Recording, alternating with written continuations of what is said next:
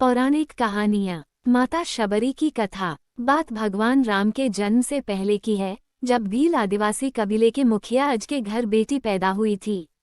उसका एक नाम श्रमना और दूसरा नाम शबरी रखा गया। शबरी की माँ इंदुमती उसे खूब प्यार करती थी। बचपन से ही शबरी पशु पक्षियों की भाषा समझकर उनसे बातें करती और जब शबरी की माँ उसे देखती तो कुछ समझ नहीं पाती थी। कुछ समय बाद एक पंडित ने शबरी के परिवार को बताया कि वो आगे चलकर सन्यासी बन सकती है। इस बात का पता चलते ही शबरी के पिता ने उसका रिश्ता तय कर दिया। जैसे ही शादी का दिन नजदीक आया, शबरी के घर वालों ने खूब सारी बकरियां और अन्य जानवर घर के पास लाकर बांध दिए। एक दिन शबरी का माँ जब उसके बाल बना रही थी तो उसने माँ से पूछा, इतने सारे जानवर हमारे घर क्यों लाए गए हैं? माँ ने जवाब दिया, बेटी, तुम्हारा विवाह होने वाला है, इसलिए हम लोगों ने इनका इंतजाम बलि के लिए किया है। तुम्हारी शादी के दिन ही बलि प्रथा होगी और फिर इनसे स्वादिष्ट भोजन बनाकर सबको परोसा जाएगा। ये सब सुनकर शबरी दुखी हो गई। काफी देर तक शबरी ने उन जानवरों को आज़ाद करने के बारे में सोचा। सोचते सोचते शबरी के मन में हुआ कि अगर ये जानवर यहाँ नहीं होंगे तो इनकी बलि रुक सकती है। ऐसा नहीं हुआ तो मेरे घर से कहीं चले जाने पर ही यह बलि रुकेगी। जब मैं ही नहीं रहूंगी तब न विवाह होगा और न ही बलि प्रथा। इससे मासूम जानवर बच जाएंगे। इसी सोच के साथ जानवरों को रखी गई जगह पर शबरी पहुंची।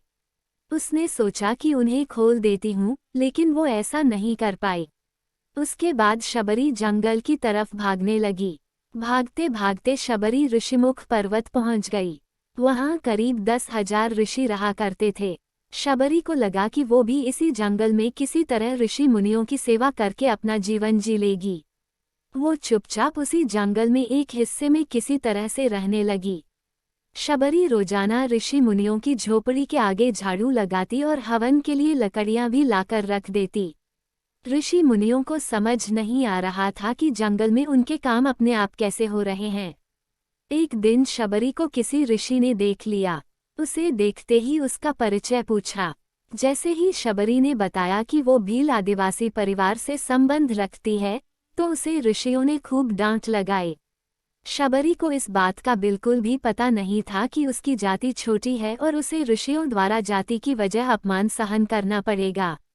इतना सब होने के बाद भी शबरी हर ऋषि मुनि के दरवाजे पहुंचती और उनके आंगन में झाड़ू लगाकर उनसे गुरु दीक्षा देने के लिए कहती। हर कोई शबरी को उसकी जाति की वजह से अपने आश्रम से भगा देता था। ऐसा होते होते काफी समय बीत गया। उसके बाद शबरी मतंग ऋषि की कुटिया में पहुंची। वहां पहुंचकर मतंग ऋषि को शबरी ने बताया कि वो उनसे गुरु दीक्षा लेना चाहती है। उन्होंने खुशी खुशी उसे अपने गुरुकुल में रहने दिया और भगवान से जुड़ा ज्ञान देते रहे। शबरी ने भी अपने गुरु मतंग ऋषि की सेवा करने में कोई कसर नहीं छोड़ी। वो गुरुकुल के भी सारे काम करती थी। शबरी से खुश होकर मतंग ऋषि ने उसे बेटी मान लिया था। समय के साथ मतंग ऋषि का शरीर बूढ़ा हो गया। उन्होंने एक दिन शबरी को अपने पास बुलाया और कहा, बेटी, मैं अपना देह त्यागना चाह रहा हूँ। बहुत साल हो गए इस शरीर में रहते रहते। शबरी ने दुखी मन से कहा, आपके ही सहारे मैं इस जंगल में रह पाई हूँ। आप ही चले जाएंगे तो मैं जीकर क्या करूँगी? आप अपने संग मुझे भी ले जाइए, मैं भी देह त्याग दूंगी। मतंग ऋषि ने जवाब दिया, बेटी, तुम्हें चिंता करने की जरूरत नहीं है। राम तुम्हारी चिंता करेंगे और ध्यान भी रखेंगे। शबरी ने राम का नाम सुनने के बाद पूछा, वो कौन है और उन्हें मैं किस तरह से ढूंढूंगी? मंतग ऋषि ने बताया, राम कोई और नहीं भगवान है। वो तुम्हें सारे अच्छे कर्मों का फल देंगे। तुम्हें उन्हें ढूंढने की कोई जरूरत नहीं है। वो एक दिन खुद तुम्हें खोजते हुए इस कुटिया में आएंगे और तुम्हें उनके हाथों ही मोक्ष मिलेगा। तब तक तुम इसी आश्रम में रहो। इतना कहते ही मंतग ऋषि ने अपना शरीर त्याग दिया।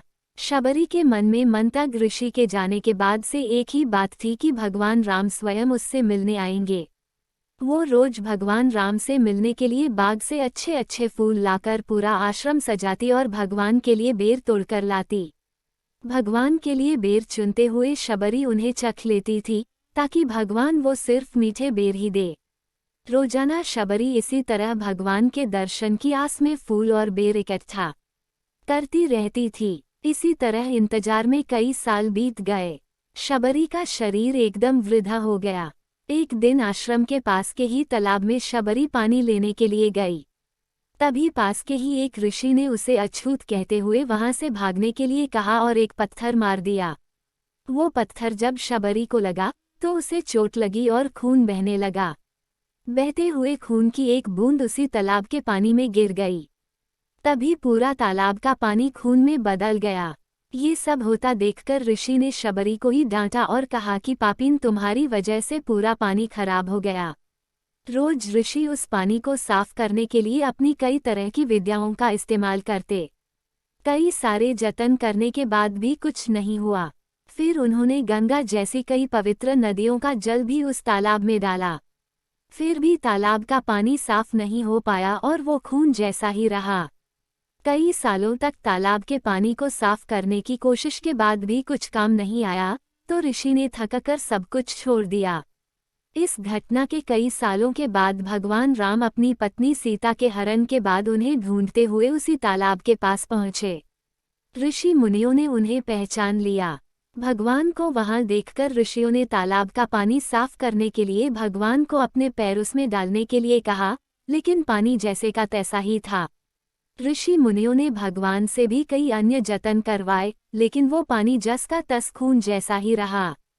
तब भगवान ने ऋषियों से पानी के रक्त में बदलने की कहानी पूछी। तब ऋषि ने शबरी को पत्थर मारने वाली सारी बात बता दी। उसके बाद कहा कि वो महिला ही अपवित्र है, छोटी जात की है, इसलिए ये सब हुआ है। उसी वक्त भगवान राम ने कहा, ये सब आप लोगों के खराब वचनों से हुआ है। शबरी को इस तरह के शब्द बोलकर आप लोगों ने उसे नहीं, बल्कि मेरे दिल को घायल किया है। इसी घायल दिल के रक्त का प्रतीक ये तालाब का लाल पानी है। आगे भगवान राम बोले, कहाँ है वो माई, मैं उनसे मिलना चाहता हूँ। तब तक शबरी उसी तालाब के पास पहुँच जाती हैं। इस दौरान शबरी के पैर को ठोकर लगती है और कुछ भूल उस तालाब में गिर जाती है। तभी सारा पानी साफ हो जाता है। भगवान सबसे कहते हैं कि देखिए, आप लोगों ने क्या कुछ नहीं किया, लेकिन पानी साफ नहीं हो पाया। अभी सिर्फ इनके पैर की थोड़ी सी धूल ने ही तालाब का पानी साफ कर दिया। भगवान राम को शबरी पहचान चुकी थी। उन्हें प्रणाम करके शबरी ने कहा, भगवान, आप मेरे साथ कुटिया में चलिए। भगवान भी खुशी खुशी शबरी के साथ चल पड़े। फूलों से शबरी ने भगवान राम का स्वागत किया। वो सीधे बेर तोड़ने के लिए भाग गईं और चक चक कर उनके लिए बेर लेकर आई। उन्होंने बड़े ही प्यार से भगवान राम और उनके भाई लक्ष्मण को बेर दिए। भगवान राम ने भी उतने ही प्यार से उन बेर को खाना शुरू किया। तभी बेर देखकर मुंह बनाते हुए लक्ष्मण ने कहा, भैया ये बेर जूठे हैं, इन्हें आप कैसे खा सकते हैं? भगवान ने जवाब दिया, लक्ष्मण, ये जूठे नहीं बल्कि बहुत मीठे हैं। शबरी माए हम सबके लिए ये बहुत प्यार से तोड़कर लाई हैं। इतना कहकर भगवान राम प्यार से उन बेर को खाने लगे। भगवान ने जाते हुए शबरी माई से कहा, आप मुझसे जो चाहे वो मांग सकती हैं। शबरी ने उन्हें कहा, मतंग ऋषि के कहने पर मैं आज तक सिर्फ आपके दर्शन करने के लिए जी रही थी। अब आप मुझे मोक्ष प्रदान कीजिए। मैं अपना शरीर आपके सामने ही त्यागूंगी।